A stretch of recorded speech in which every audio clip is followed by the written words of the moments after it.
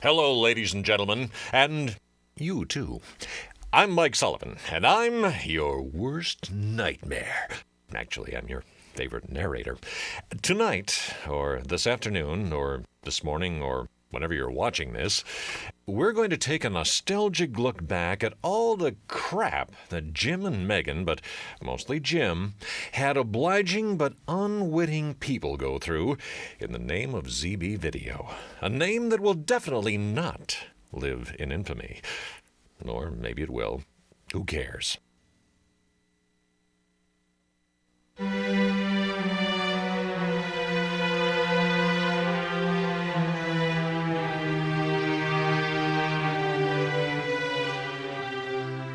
It all began about 18 months ago, in another state, far, far away, in the later part of the end of that long-ago summer. Well, it really wasn't the end of the summer, more like the middle of near the end of it. It was August, and it was hot.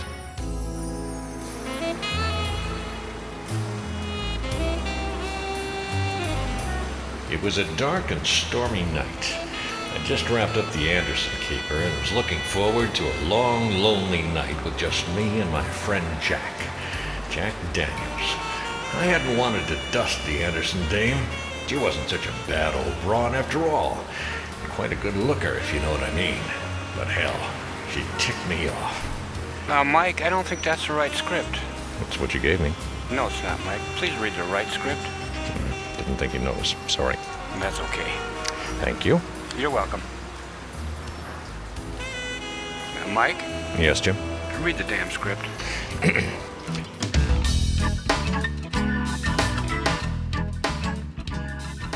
It all started at that Fonda Rosa place in St. Croix Falls, Wisconsin, in August of 1999, when Rod and Jim decided to cover their first Civil War reenactment. Never having done this kind of job before, the guys decided to make an early visit to this Fonda whatchamacallit joint to case the layout. Mike, you're slipping. Sorry. To help cover expenses, they decided to pre-sell a program to the reenactors and spectators, a program that had yet to be envisioned or even photographed. They set up a table amid the popcorn and t-shirt vendors, and Megan, Ginny, and Victoria did a fair amount of business over the 2 days. Playing a dub of Saturday's battle on Sunday helped increase interest in their efforts and drew traffic to the booth. Saturday dawned warm and sunny, and Jim and Rod proceeded to cover the camp activities. Paul was out at Bonneville covering one of his speed events, but he was hoping to make it back in time to join the group before the battle on Sunday. As they began to cover the camp activities, Rod and Jim began making the acquaintances of many of the reenactors, including Fritz Klein, the first of 2 Abraham Lincolns destined to cross their paths that year. For Saturday's battle, Rod placed himself on a hill at the west end of the battlefield and got some real good close-up shots of the artillery and of Ed Waltz and the 1st U.S. Cavalry, Company I. Meanwhile, Jim, using a handheld camera for mobility and ease of moving around, stationed himself along the fence towards the center of the middle of the field and got some real good shots too. The layout at St. Croix Falls was real good, as they had both the sun and spectators to their backs. And as the fighting raged on, the boys captured a wealth of real good battle scenes.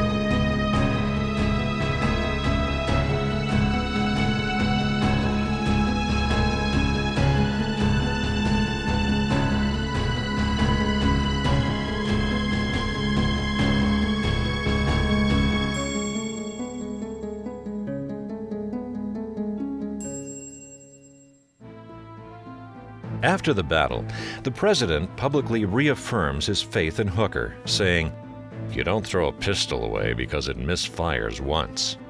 But in private, he agonizes. Mike, I think you've got the wrong script again. Oh, I thought it sounded familiar. After the battle, a medical demonstration was held in the Union camp, which provided some additional real good footage for the program. A bit of shooting Saturday evening consisted of the reenactors having dinner.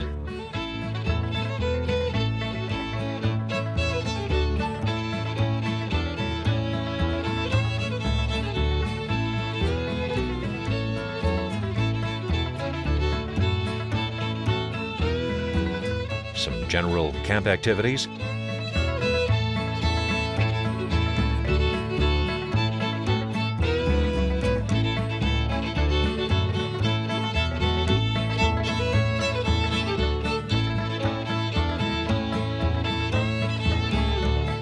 An impromptu photo shoot with reenactors on the porch of the log cabin.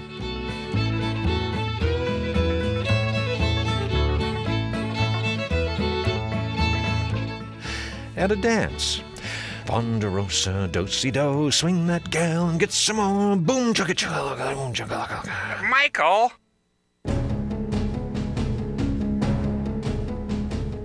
Sunday was wet and rainy, but Paul showed up anyway. He donned a Union uniform and stuck his little camera up his sleeve and jumped into the middle of the battle along with the rest of the weekend warriors. The gray overcast and misty envelope actually created a fantastic, phantasmagorical battle panorama as black powder smoke hung in the air like an effervescent apparition, knowing not from whence it has come from or whence it was going to either. Say what? Fantastic, phantasmagorical panorama? Effervescent apparition? Who wrote this drivel? Just read the script, Mike. Well, we all know what happened next.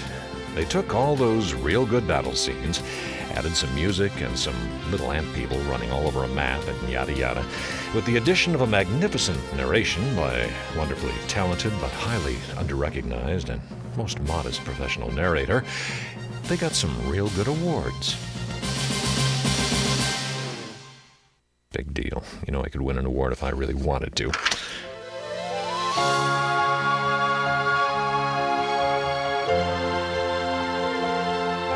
The world survived its interjection into the new millennium, and April came between March and May, just as it always does. April also meant Winterset, Iowa, and the second reenactment scheduled for coverage on the path to untold fame and fortune. But before we talk about April, we need to talk about February.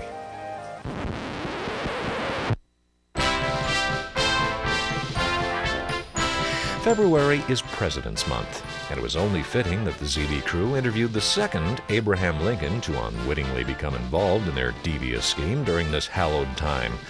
Lee Williams, a Lincoln portrayer from Wyoto, Iowa, was in the Twin Cities visiting relatives, and after much begging, crying, and threats to his family, Lee graciously consented to do his thing before their camera. On Friday, February 20th, Jim, Rod, and Megan were allowed access to the Gibbs Family Farm Museum near the St. Paul campus of the University of Minnesota. And that's where they shot the president. This was the first time the new JVC camera was put to use, and to good use it was put indeed. Rod did his usual real good job of lighting, and Lee Williams was real good, and real good footage was had by all.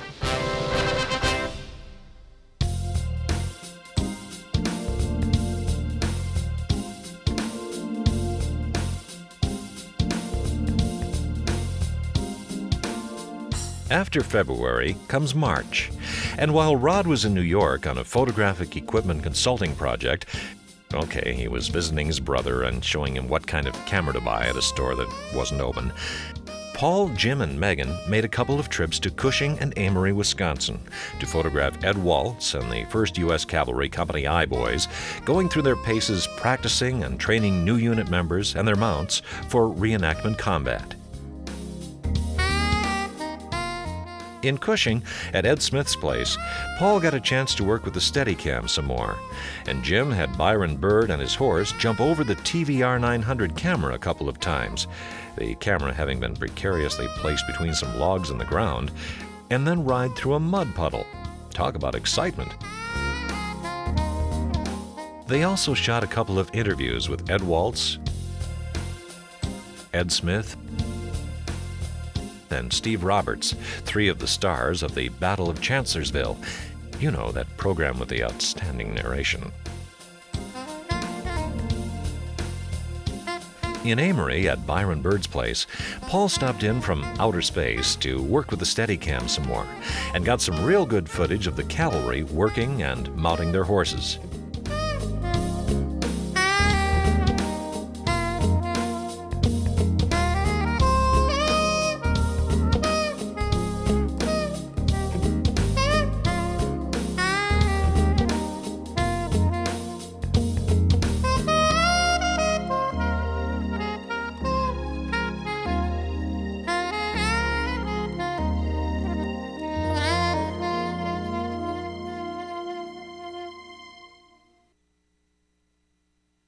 And now, back to April and Winterset. The brainchild of your friend and mine, Jojo Leto, Winterset's April reenactment or campaign event or tactical exercise, whatever, promised to be a promising event. The thing of it is it started out real good. Jim and Megan drove down early on Thursday morning to shoot Jojo addressing some school kids at the battlefield at noon. It was sunny and a bit windy, but the temperature was a balmy 70 degrees. Rod and Ginny arrived at the battlefield a couple of hours later, and so did the interns too. Remember the interns and the rules of reenactment? Dumb, really dumb. With sublime ignorance and the blind faith of a religious cult. You could say that again. Okay.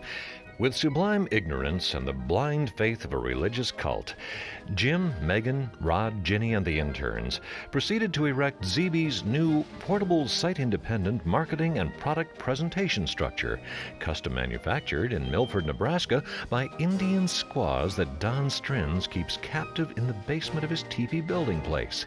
So who knew, except for Strins, and he wasn't really sure, that there weren't enough stakes, or that the ropes were too short, or that they had the wrong instructions. But hey, they got it up.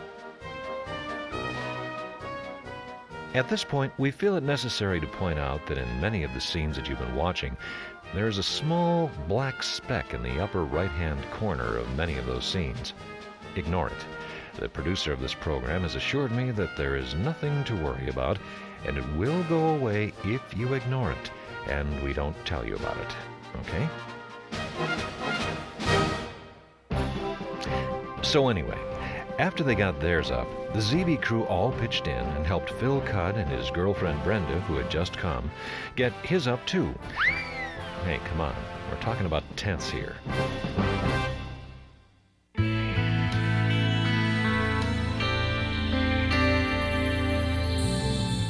If Thursday was lobster, actually it was mostly steaks for most of the crew at that dinner club north of Winterset where Paul Busta and Fritz Klein eventually showed up and they all ate at. If Thursday was lobster, Friday was fish sticks, whether you were Catholic or not. It started out cold, windy, and rainy and went downhill from there. It was with great dismay and heavy hearts that the ZIBI gang arrived at the battlefield early Friday morning, only to find that the ZIBI portable site independent marketing and product presentation structure had succumbed to the powerful destructive zephyrs of the previous evening. In other words, the freaking tent had blown down. Jim, can I say freaking on TV? You just did. Twice. Without the assistance of their valued interns, and after some basic erectorial adjustments, as the outer skin had shrunk in the cold rain, they got it up again. They got the tent up again. Really? Now, is that all you people ever think about?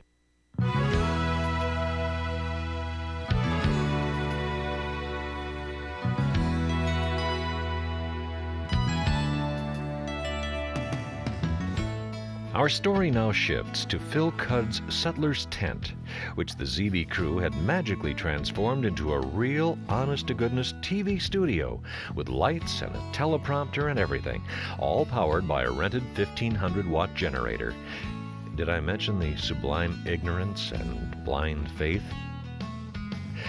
By noon, it was snowing outside and inside the tent. This winter is all screwed up. Take one look out there, folks. Bring the camera in down there. Yeah!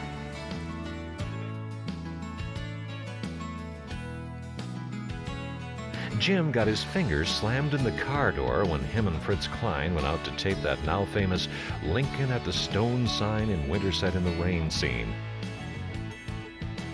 Still, undaunted professionals that they were, and probably still are, still, those magnificent videographers and their taping machines got some real good interview segments from quite a few generous and willing reenactors.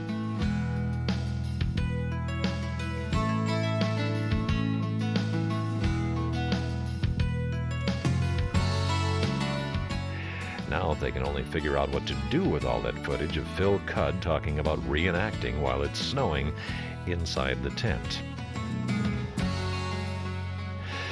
If Friday was fish sticks, Saturday and Sunday were lobster again. The crew started Saturday at dawn with Ed Waltz and the boys of the 1st U.S. Cavalry Company I riding through the cedar-covered bridge, the ground still blanketed with snow from the day before. They placed 4 cameras in and around the bridge, Megan and the VX-1000 at the entrance, the little TVR 900 clamped to a low beam inside the bridge, the JVC 500 off the side of the road covering the cavalry leaving the bridge, and Paul and his Sony 200A and the jib arm in the middle of the road where they all bet he'd be run over by the horses, but he wasn't.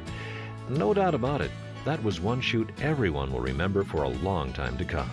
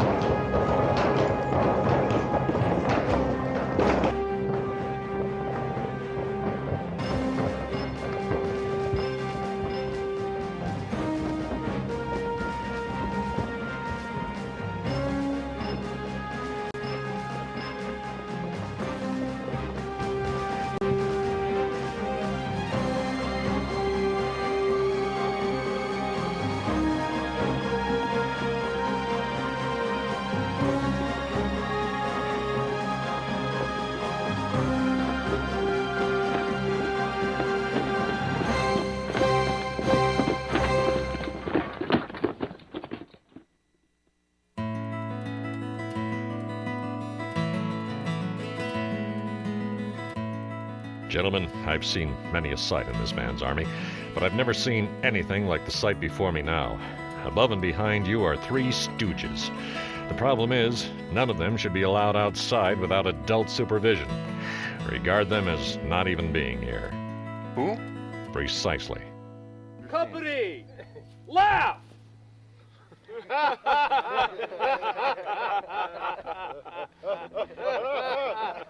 Company, halt! Laughing!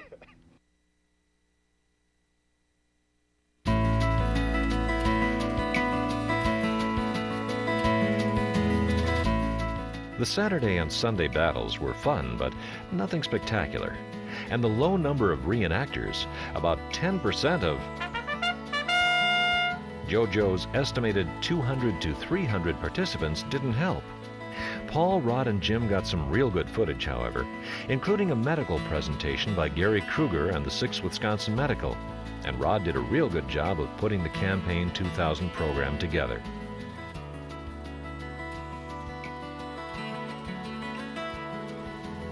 On Monday, Jim and Megan drove to Nebraska to interview Don Stren's tent maker in a pouring downpour. They didn't actually interview him in the downpour. They drove to Nebraska in the downpour. On their way back, they stopped in Charles City, Iowa, to interview Joy Melcher, a big seamstress in her field.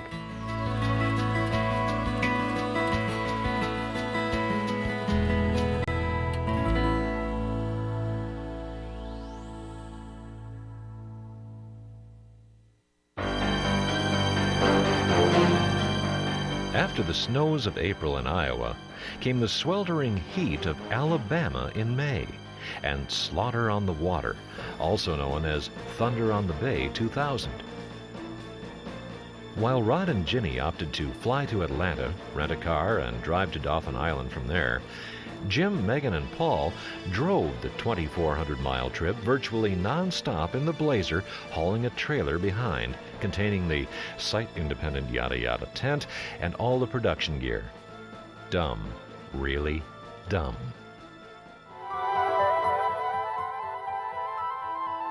But the travel was a small price to pay, as the Alabama event turned out to be one of the best events the group would attend. After the puny turnout in Winterset, it was reassuring to see a couple of hundred reenactors at Fort Gaines. The ocean location and naval vessels added some interesting challenges to the pre-production planning, but they also provided the team with some of its more dramatic footage. Rod waited patiently for, at least 5 minutes, for a landmine in front of him to be detonated. And Paul continually risked life, limb, and his breakfast, remember the green toast, to get those exciting aboard-ship point-of-view shots. Despite the dripping heat and sweltering humidity, the team produced some of their best real good video yet, and everyone had a real good time. Really, they did.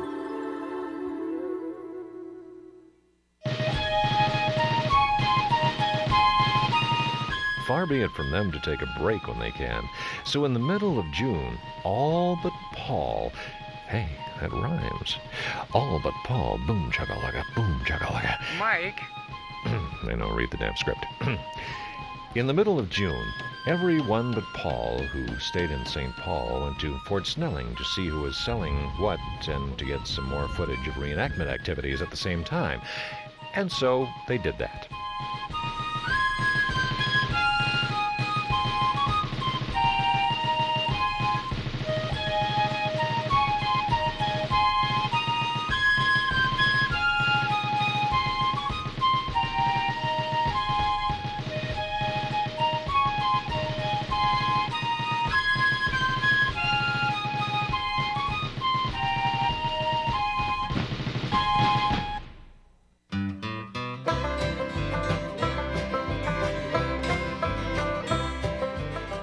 Now, before they knew it, it was July. And if it's July, it must be Boone, Iowa, and train robbery time.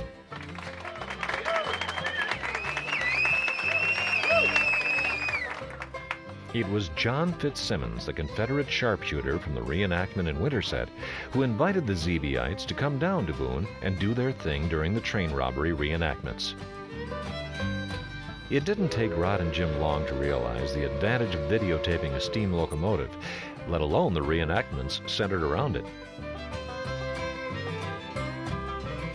2 weeks before the event, Rod and Jim drove down to Iowa and met with representatives of the Boone and Scenic Valley Railroad to scout the location. They were promised virtual free reign of the train and facilities during the reenactment weekend, and they were even treated to a free ride on the choo-choo.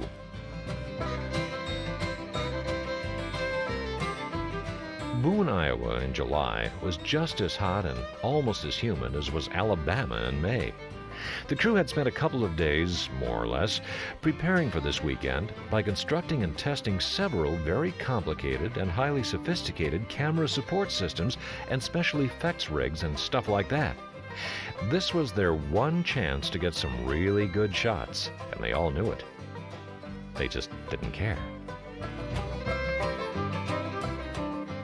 Pre-production was a hellish nightmare, but even the director admits that the schedule he came up with was nothing short of a work of art.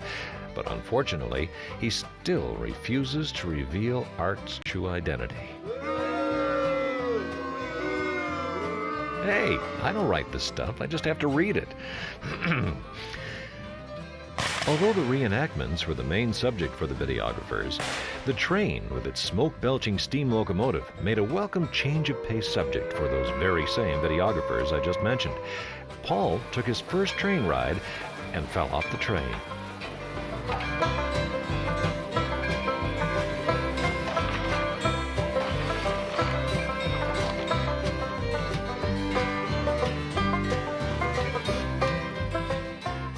After he got up, he put his little camera on the end of a monopod and hung it out of the engine window while the train was still moving.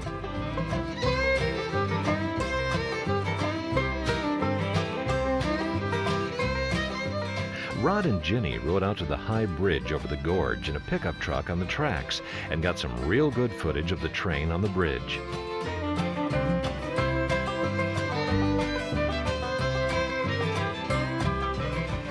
Megan paid for a train ride. Dumb. Really dumb. And got covered in soot while riding in the engine cab. Meanwhile, Jim was sitting in his director's chair in the shade of a large elm tree at the YMCA camp on the banks of the beautiful Des Moines River, drinking his root beer and waiting for the train to cross the river bridge.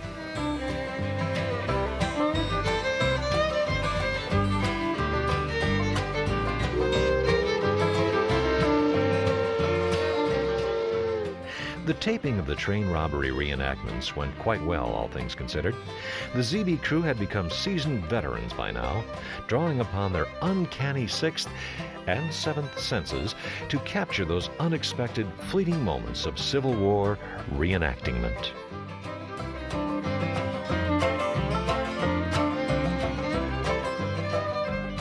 The highlight of the trip had to be the special effects shots the crew rigged at Fraser Crossing.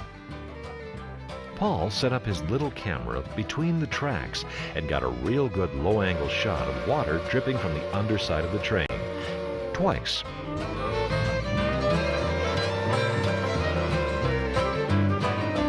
Meanwhile, the rest of the gang busied themselves setting up the mirrors into which the train would soon be running into. Also, twice.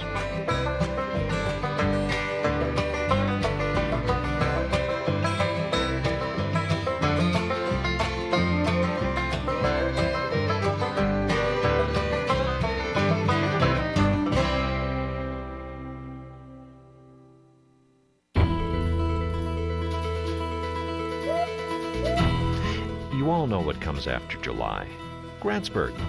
Grantsburg was supposed to be St. Croix Falls all over again, but due to loss of sponsorship, Phil Cudd and the 6th Wisconsin Medical, the respective coordinator and hosts for the event, had to scramble to find another location for the reenactment, and Grantsburg was it. As far as reenactments go, Grantsburg was small, much like Winterset was in April. But with the warmer temperatures of August, it was much more enjoyable. Jim and Rod got to ride Ed Waltz's horsey. And Rod led an impromptu nighttime sing-along by the campfire that Ginny had built.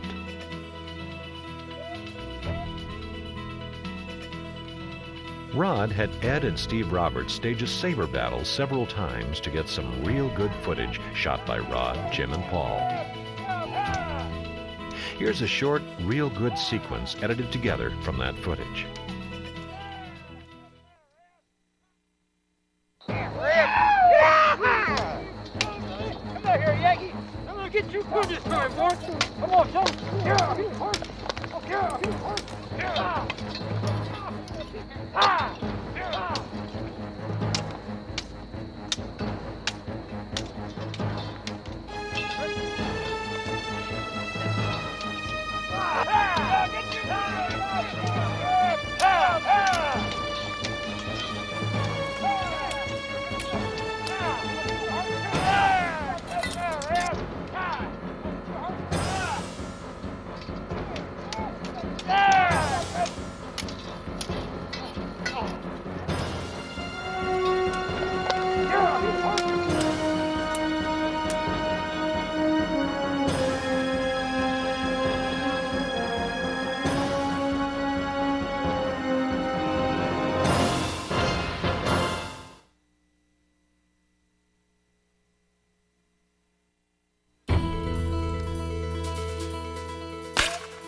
On Sunday morning, Rod had the reenactors stage a Confederate raid on the U.S. camp. This footage, captured by the 4 cameras of Rod, Jim, Paul, and Megan respectively, but not necessarily in that order, also promises to yield a real good story.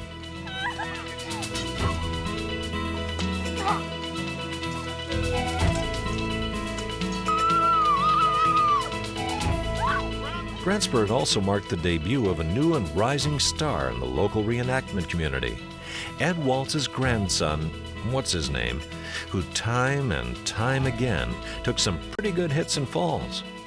Watch this really good sequence where he gets bayoneted by Confederate bayonetter Tom Sanson.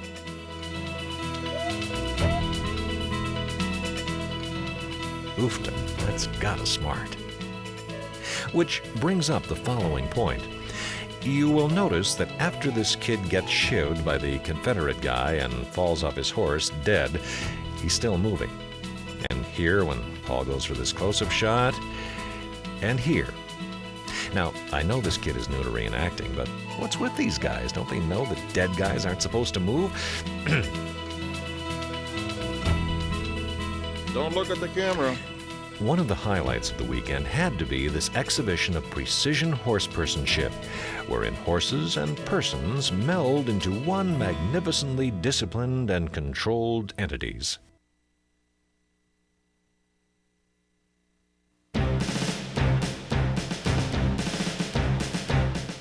Because you can never get enough of Iowa, the crew, minus Paul but plus Victoria, headed back down south to Iowa again for their last reenactment event of the year in the colorful days of mid-October. These guys just can't get enough of Winterset and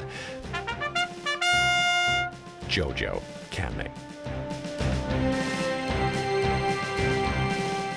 But in all fairness, Winterset in October was really good, with temperatures reaching 80 and, hard to believe, no snow.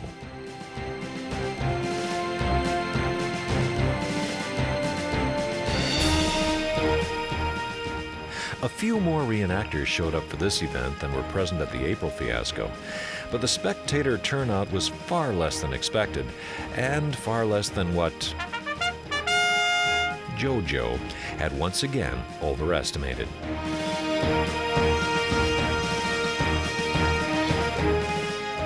Nevertheless, the boys again captured some really good shots. The fog Saturday morning made for some really good, moody scenes. I especially liked this one. And Rod had the cavalry ride through the water several times for some more really good horse footage.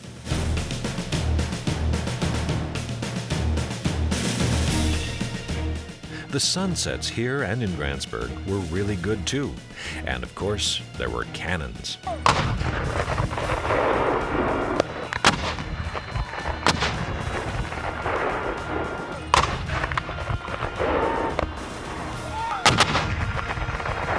One unexpected bonus from the event was this testimonial by Tom Clegg. You know, if I was going to hire a video company, it'd be the guys that won this. Because they don't give these away. You can't buy it at Walmart. No, they earn it. They win it. See it right down there? They won it. You want pros doing your video production, hire these guys. It's an order.